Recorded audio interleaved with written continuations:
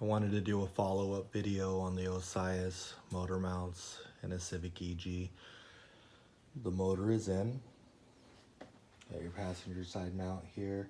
All three of those bolts are tightened down. It's tightened down to the tranny. I got one bolt in the back corner there that I'll still put in, but everything's lined up. Here's the driver's side one. Now a lot of people, they weld that bracket in. I can see why, because when I was installing it, you can see how it shifted about 1/8 of an inch right there. But there is the passenger mount, passenger mount. And there we are in the back. I ended up using one of the factory bolts for that back mount there. I kind of used some factory bolts here and there. So what's my opinion on this stuff? You can see I got one more bolt to put into the back, but that hole's lined up. You know, besides the modification you have to do on that bolt there, man, this thing's tight. Like, the wrestle I had in order to fit this all together, it was monumental. It was frustrating. And everything is tight. This motor, there's like no movement to it at all.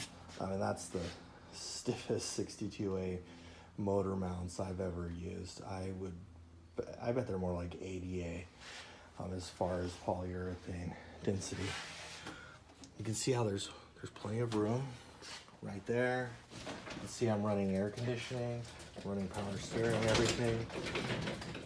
That's all good right there. Apologies for the noise. Okay. And then, I mean, I love the way a K motor kind of fits in here.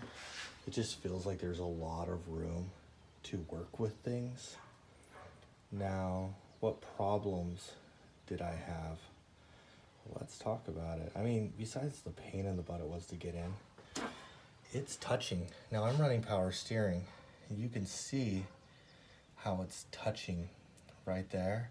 There's a little bolt that's kind of touching. And I have this thing worked in there here.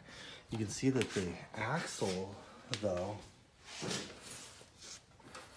actually lines up really well with where it needs to be. So you're not gonna have any kink axles or anything like that. Let me see if I can get in there and show you can you see that? It's kind of tough. You can see that bolt where it's touching the transmission right there. And getting on the forums from a decade ago, this must be a copy of like an old Hasport mount, for example, before they did the EGK2 mounts or the dual height and everything. And apparently those have quite a bit of clearance on the power steering rack. This does not. And back in the day, Hybrid used to say, and Hasport used to say, grind it down, grind down the power steering rack, grind down the transmission a little bit. Well, I ain't touching my transmission. I would think about grinding down a little bit on the power steering rack if I thought well, maybe it's just resting on that. Maybe I grind down a little bit and then it shifts the motor because it's putting pressure on there right now. I don't know how much I would have to remove in order to make that work. Now, if you were using a manual rack, you would not have any issues at all. It would clear. It'd be perfectly fine. But if you're using a power steering rack, there's additional modifications that need to be done. So I don't think I'm gonna use these. I just think the work and effort involved to get them to fit properly is too much with power steering. Now, if you are just doing a budget build, it's not a big deal. Everything that I showed you would not be a problem at all. Take that power steering rack off, put in a manual rack if you don't already have one, and just have fun. I bet this thing's ripped. I've seen people online running these mounts. There's a guy on Craigslist right now with a car just like mine.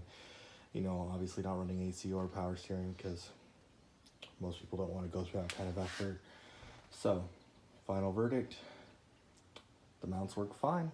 They'll put a K motor in, but they will not clear the power steering the way I want them to, so I'm going Hasport. Thank you. Bye.